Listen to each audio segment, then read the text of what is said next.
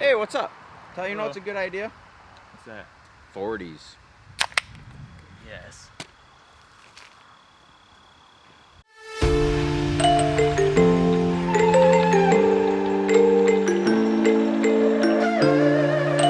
What's going on, everyone? Welcome back to the channel. So that was a little bit of an epic intro. Thanks, Tyler. We are going to put 40's on the Gladiator. I have been having some issues off-road with the 37s, and partly because I went with the 2.5-inch lift, so we do not have the body up that far. I did that on purpose because I wanted a low center of gravity. Well, because we're having issues, I really want to get some more ground clearance for the axles and the underbody, so we're going to put 40's on it. In this video, we're going to install them. We're going to see what needs to happen, what they're going to hit with the 2.5-inch lift, see if we have to take the inner fender liners out, which I'm almost positive we're going to have to, but we want to get them on first before checking, before that happens. So without further ado, let's go. All right, so we only got one issue. It's actually fitting pretty well with the fender liners, but we're hitting the slider pretty good. So what I'm probably going to do is just trim that, probably right about here, and then there's no way it's going to hit. Alright, so I think I know what we're going to do. We're going to just chop right down this rail. Now these rails are going to be going anyways. We're getting rock slide engineering power steps at some point, but I want to be able to run it with these sliders until we get to that point. So we're just going to hack it off. Alright, so there is lots of different ways to break a bead. You can either use a high lift jack, which we did on the first tire, and then we're at my brother-in-law's, so he has a tractor, so we're doing it that way.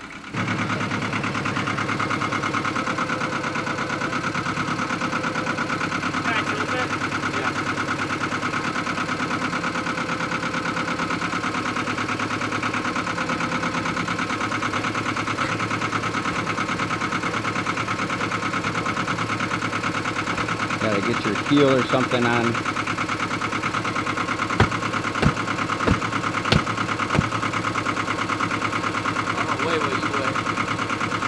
What are you trying to say there, Tyler? Well, here, you hold the camera then. I think it's starting to go. Well, where's that soap? In there. Soap.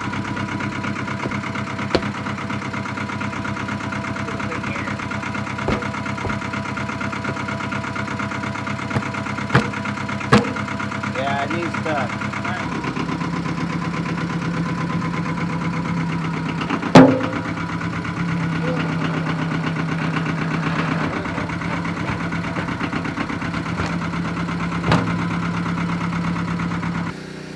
Alright, so this is probably the easiest way. Obviously, if you have a beadlock failure on the trail, you're going to have your high lift jack with you anyways, but that's how you're going to break the bead down.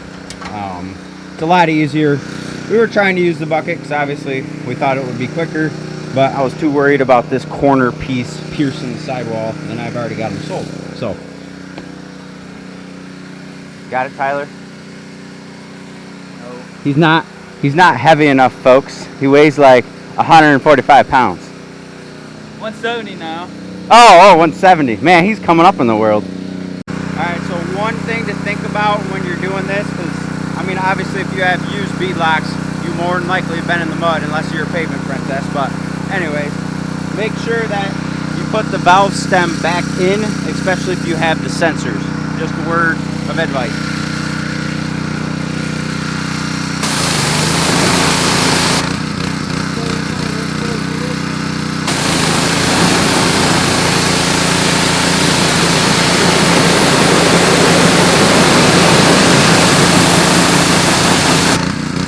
Alright, so like I said in the beginning, I'm not going to do a full-blown install video of beadlocks. Just make sure that you go in a crisscross pattern.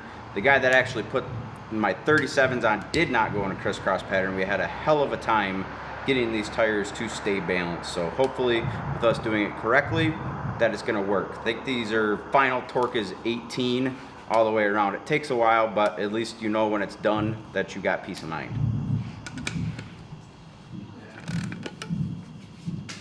Did you ever see my carry gun? Cable.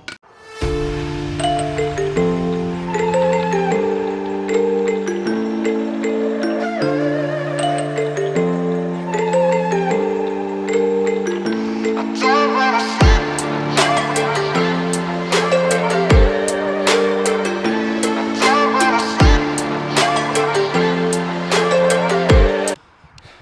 right, so we are done installing the 40s and bead locks.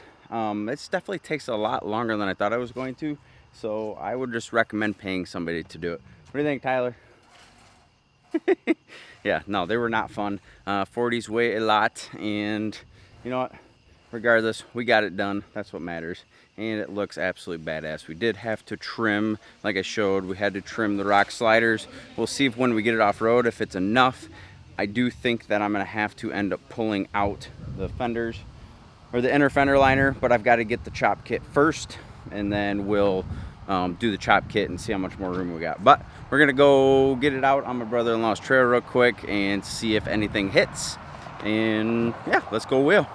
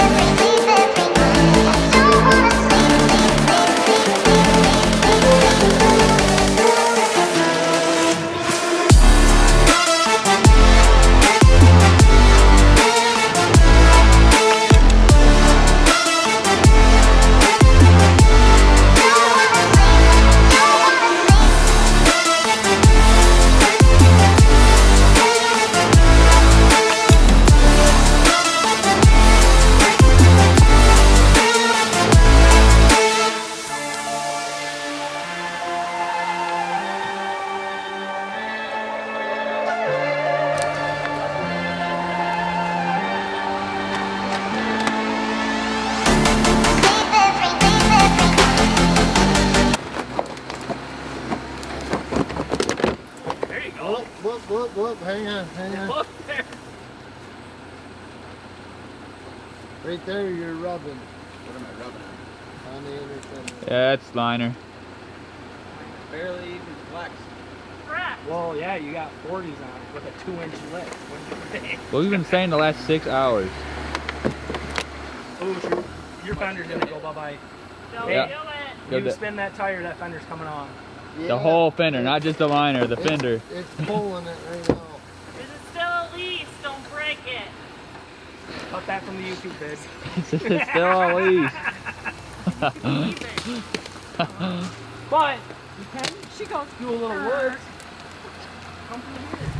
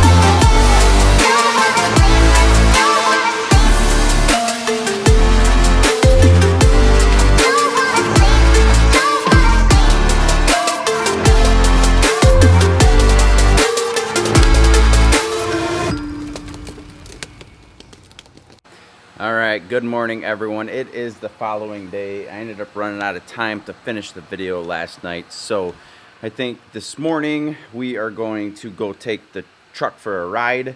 I did drive it a little bit yesterday, but I had the trailer on it, so I have not got to drive it with just the 40s and just the truck. So let's go see what the handling characteristics are like, and let's go see, you know, just how it drives. I do probably need to get it balanced. Low speeds, it felt like it was wobbling a little bit. 55, it actually feels really smooth. So let's go test drive it.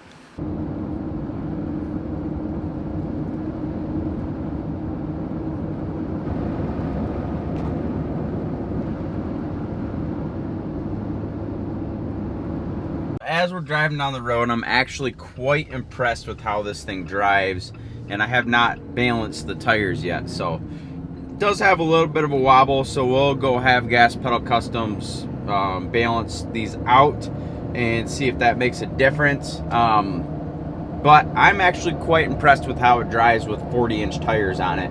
I will say that they are louder than I expected. The research that I did on the Baja Boss tires said that they were supposed to be pretty quiet, which, you know what, this is the first time I've ran 40s, so maybe they are really quiet for 40s. But regardless, I love the stance, I love the feel of it, I love how it acts going down the road. I feel like it's more stable than the 37s were. I'm sure that has something to do with the fact that the tires are 13.5 inches wide instead of 12.5 inches wide. So all in all, I'm really happy with it. I definitely need to take out that inner fender well so that we're not sitting here scraping. I almost ripped it off, as you can see in the video. That would have been really bad, but regardless, I'm happy with it. I'm excited to see how this thing performs off-road, and obviously I'm going to take you guys along. So I hope you guys have a wonderful day, and I cannot wait to talk to you again. See you guys.